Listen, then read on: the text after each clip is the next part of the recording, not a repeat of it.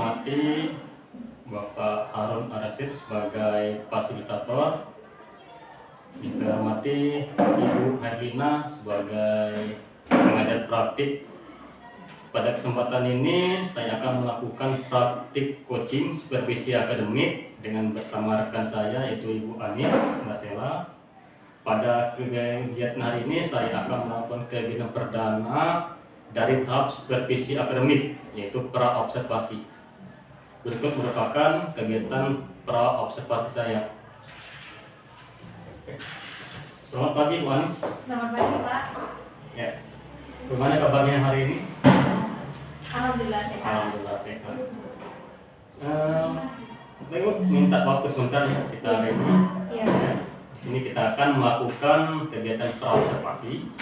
Nah, kegiatan ini kita akan menyambung dengan apa yang saya sampaikan kemarin untuk melakukan supervisi akademik di kelas Ibu ya. Iya.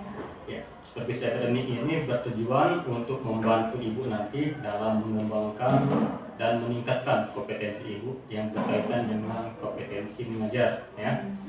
Iya. Baik, di sini kita akan berbincang-bincang sedikit ya, ngobrol-ngobrol santai tentang pelajaran kita, dan kegiatan pra-observasi ini dilakukan untuk melihat persiapan Ibu Anis dalam melakukan supervisi yang akan dilaksanakan pada esok hari ya. Dari kegiatan ngobrol-ngobrol kita hari ini, kira-kira harapan yang ingin Ibu dapatkan itu seperti apa? Ya, yang saya harapkan itu kita dapat berbincang-bincang menentukan pendapat ya, Pak ya. Ya. Terkait pengalaman ya. Ya. Setelah itu saya mengharapkan adanya saran untuk memperbaiki pelajaran saya gitu. Ya. Baik. Semoga nanti pada saat supervisi nanti kita bisa sharing-sharing ya. Iya. Buat pengalaman. Untuk ini, kalau boleh saya tahu ini materi yang ingin Ibu ambil di kelas nanti apa kira-kira? Tentang ini Pak, perusahaan jasa. Perusahaan jasa ya. Perusahaan jasa materinya. Jadi materi yang akan Ibu ambil nanti tentang akuntansi perusahaan jasa. Iya. Kira-kira tujuan dari pembelajaran nanti bagaimana? Tujuan pembelajarannya nanti yang pertama karena kita baru ya Pak ya. Iya. Jadi tentang konsep perusahaan jasa. Konsep perusahaan jasa. Oke. Baik, berkaitan dengan kompetensi yang Ibu kembangkan, kira-kira kompetensi yang bagaimana yang akan Ibu kembangkan? Ya, tentu saja kompetensi pengetahuan dan keterampilannya ya Pak ya. Ya, tentang pengetahuan dan keterampilan. Jadi kemudian berarti praktik di lapangan. Iya. Ya. Rancangan pembelajaran nanti bisa diceritakan gimana Pak? Jadi yang strateginya itu tentu saja berdifferensiasi ya Pak ya. Karena berdasarkan kesiapan siswa, terus pertama diferensiasi dalam konten, ada PPT, ada video ya Pak ya, ada KPD. Nah, supaya menunjang kebutuhan belajar siswa. Terus kemudian diintegrasikan dengan pembelajaran yang terkait gitu kan, sosial emosional, dan ada juga pembagian kelompok. Nah, sedangkan untuk modelnya kita menggunakan problem based learning atau basis masalah. Nah, sedangkan metodenya kita pakai diskusi kelompok, ada tanya jawab juga, ada penugasan. Ya. Baik, jadi saya simpulkan di strategi nanti berdiferensiasi konten ya. Ya. Nanti ditampilkan ada PPT untuk anak yang visual ya kan, video juga nanti akan ditampilkan ya. Model basis based learning. Iya, Metode diskusi. Kira-kira untuk menunjang pembelajaran nanti media apa yang digunakan tadi? Ya, karena berdefisiensi tadi, jadi metode medianya kita pakai PPT sama video. Ya. Ya. Selanjutnya kira-kira ada kendala tidak sebelum pembelajaran ini? Ya, tentu saja ada ya Pak ya, karena setiap pelajaran itu pasti ada kendala. Terus namun karena kita memahami dan menyikapi adanya pembelajaran berdifferensiasi tadi kan, jadi kita menggunakan banyak metode dan media. Ya, oke. Ya.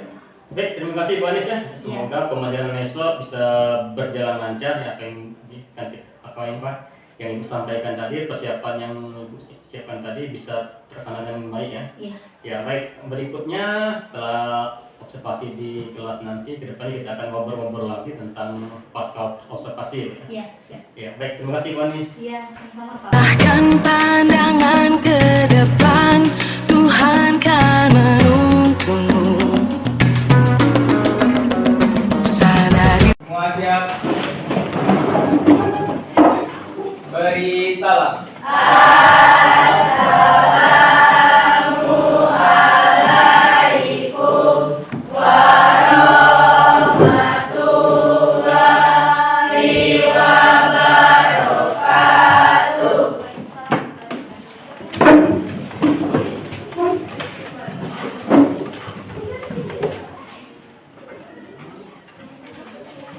Puasa dulu ya, sampai tak ada.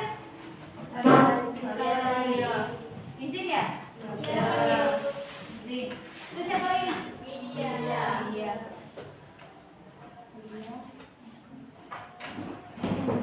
Doa dulu kan? Mari teman-teman, sebelum kita belajar, ada baiknya kita membaca doa terlebih dahulu. Berdoa mulai.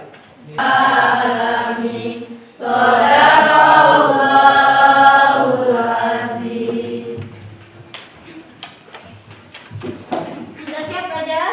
Siap. Nah, tujuan kita apa tadi? Ini perusahaan jasa. Ya, kali ini kita belajar mengenai perusahaan jasa, nah ya, karena untuk memahami konsep dasar perusahaan jasa. Ya, balik ke materi ya. Nah, ini materinya kita belajar mengenai pengertian perusahaan jasa. Nah, seperti yang ada di slide, perusahaan jasa adalah sebuah perusahaan yang menjual jasa atau layanan, ya, dan supaya bisa menghasilkan pendapatan, ya. Artinya tidak memperjualbelikan produk yang mempunyai fisik nyata atau tidak berwujud produk. Ya, bisa dipahami? Bisa. Nah, lanjut. Nah, ini adalah karakteristik atau ciri-ciri dari perusahaan jasa. Yang pertama, yang seperti dari pengertian tadi, ciri-cirinya yakni produk yang diperjualbelikan dari non fisik atau berupa jasa, ya, bukan barang, ya. Lanjut, ya. Ini ada video ya mengenai jenis-jenis perusahaan jasa. Menurut Philip Kotler, pengertian perusahaan jasa adalah perusahaan yang menawarkan suatu tindakan bersifat abstrak atau tidak berwujud dan tidak menyebabkan perpindahan kepemilikan kepada orang lain. Contoh perusahaan jasa yaitu jasa bengkel atau servis kendaraan, transportasi, telekomunikasi, salon, persewaan atau rental komputer, jasa pengacara, notaris, serta konsultan teknis dan lain-lain. Ibu minta ke kalian buat 4 kelompok, buat kelompok isinya 4 orang. Ya, ini tugas. Ya, bisa dibaca? Lihat aja. Ya, jadi bentuk kelompok sebanyak 4 orang. Ya, kelompok. Tolong ke dibentuk kelompoknya. Ya, 4 orang. Cukup ya. Ini yang ini 5. Ya. Nah, tugasnya yakni buatlah di kertas lembar mengenai jenis-jenis perusahaan jasa, namanya, ya, terus serta produk yang dihasilkan apa dan karakteristiknya seperti apa, ya, ciri-cirinya seperti apa. Misalnya dia salon, ya, nama salonnya salon Amin misalnya. Nah, terus produk yang dihasilkan atau layanan yang ini kan yakni dia gunting rambut, potong rambut, seperti itu. Terus ciri-cirinya apa? Oh, misalnya ciri-cirinya dia tidak menghasilkan apa namanya? Ya, dia layanannya apa saja?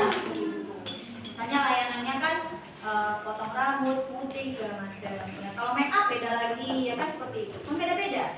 Ada yang salon, ada yang bengkel, ada yang rumah sakit, misalnya, ada yang pijet, ya. Beda-beda. Tolong jangan disamakan. Tidak ada yang boleh sama dalam sektor. Bisa dipahami? Bisa dimulai dari sekarang, nanti dipresentasikan.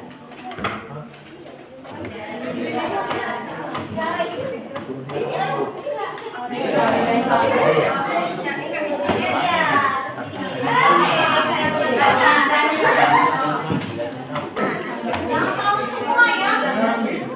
Beda-beda. Jangan beda semua. Banyak ya. Ada rumah sakit. Ada klinik. Banyak.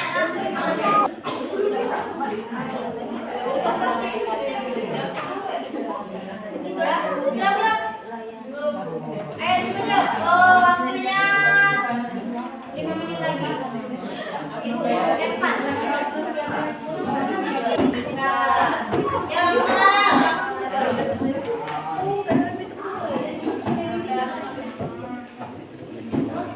Assalamualaikum warahmatullahi wabarakatuh. Waalaikumsalam warahmatullahi wabarakatuh. Perkenalkan, nama saya Makrada. Di sini saya mewakili kelompok kami hasil diskusi tentang contoh dari perusahaan jasa. Di sini kami mengambil sebagai contoh yaitu PT Bank Rakyat Indonesia atau Bank Mandiri, BRI. Sebelum masuk ke layanan, di sini saya akan memberikan sedikit info tentang Bank Mandiri itu apa sih? Jadi PT Bank Rakyat Indonesia adalah salah satu bank terkemuka di Indonesia sebagai bank terbesar di Indonesia dalam hal aset.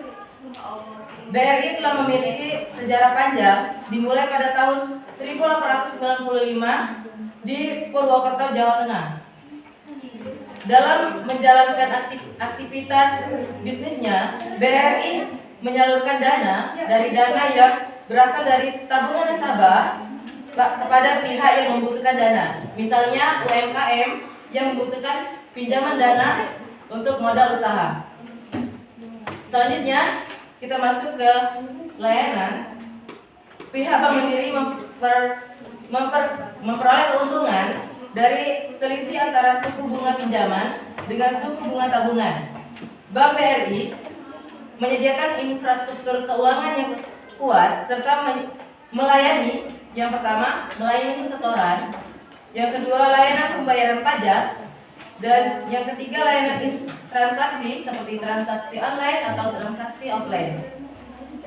Dan Bank BRI juga melayani digital banking seperti transaksi online tadi.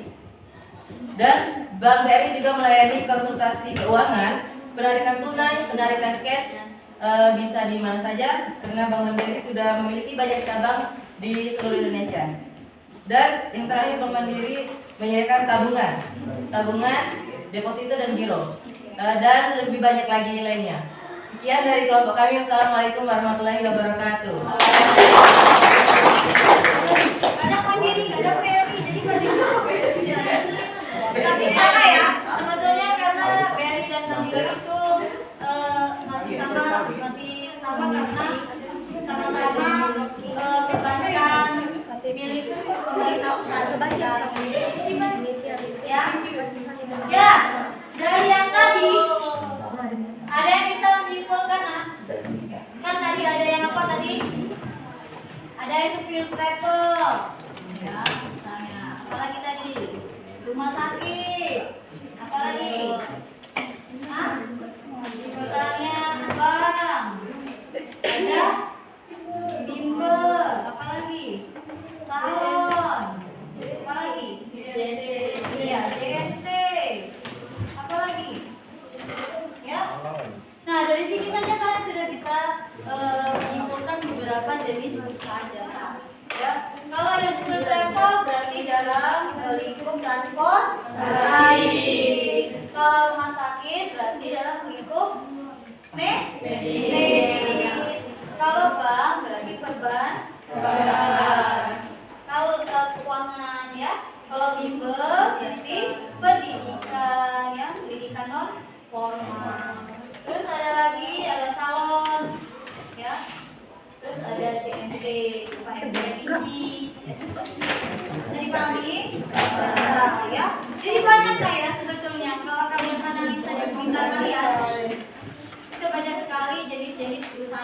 tanpa kalian sadari. Ya, hanya saja kalian tidak paham itu maksudnya kemana. Ya, sekarang sudah paham ya? Ya. Ada yang mau ditanyakan?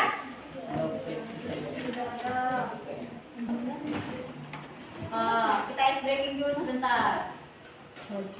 Coba berdiri di sini. Semua.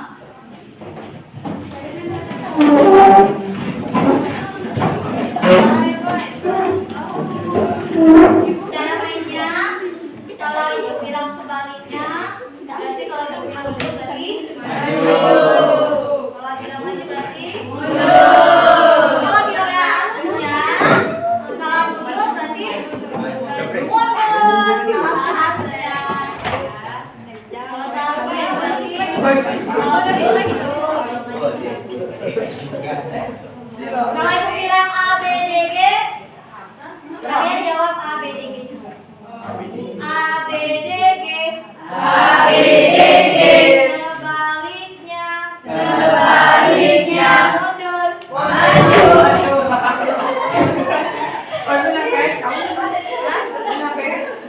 A B D G.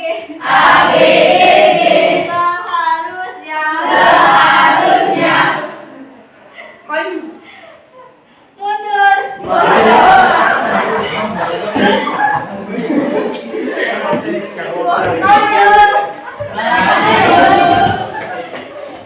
Ya, selesai ya.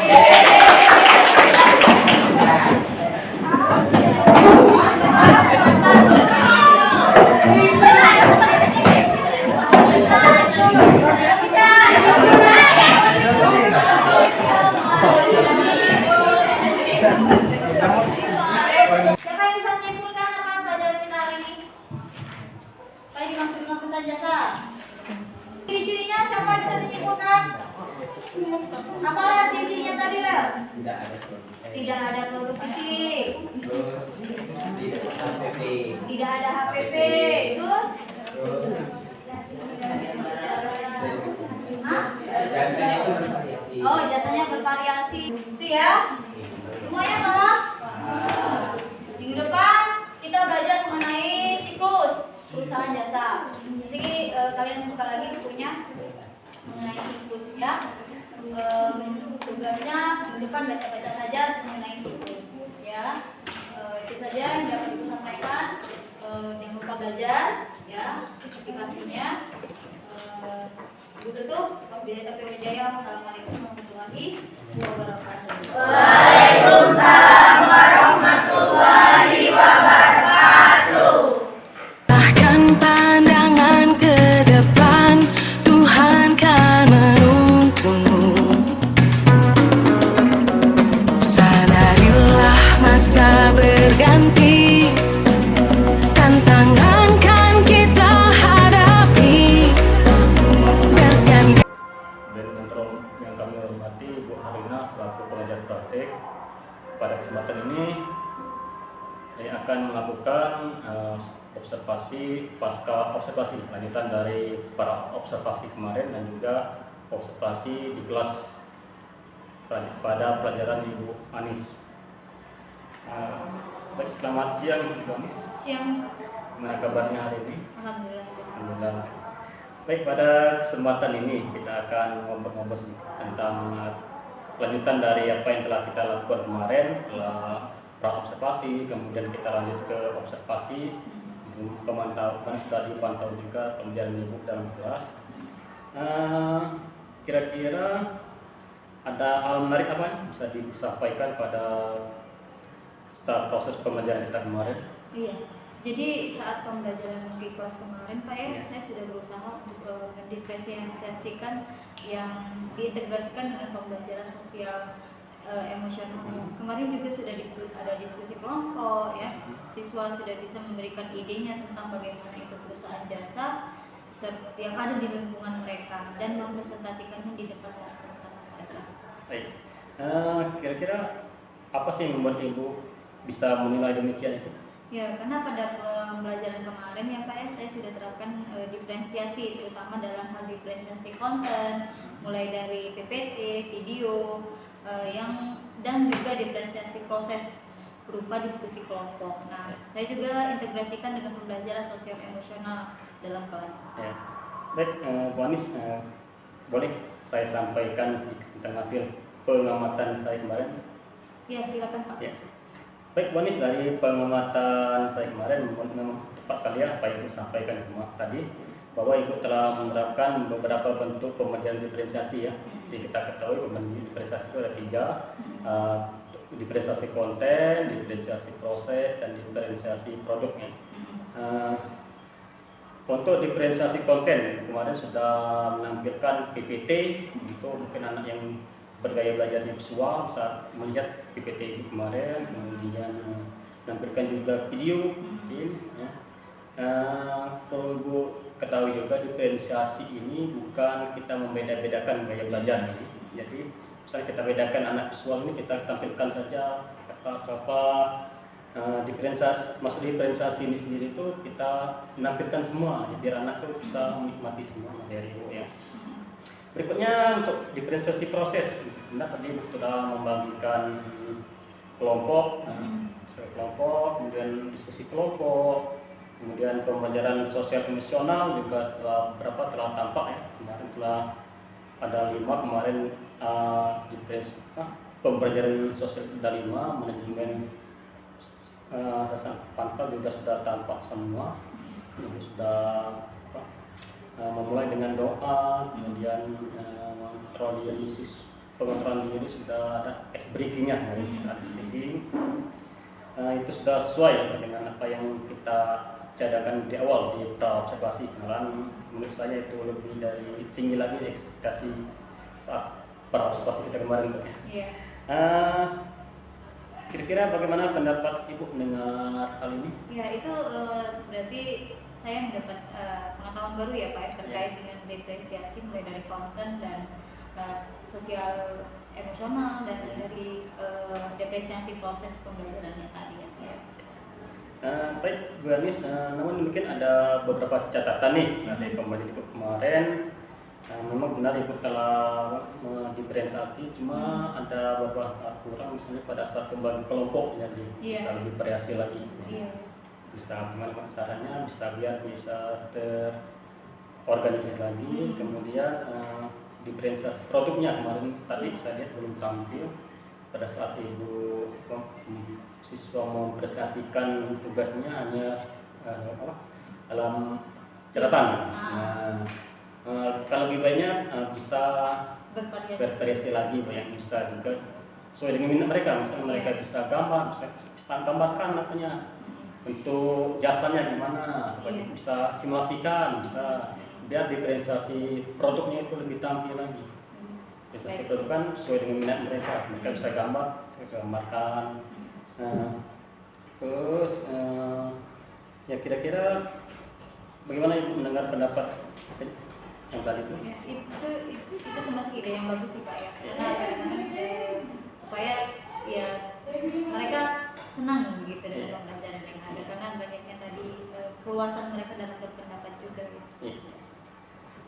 Baik, sebelum kita akhiri sesi ini, kira-kira apa harapan Ibu tentang pembelajaran ke depannya?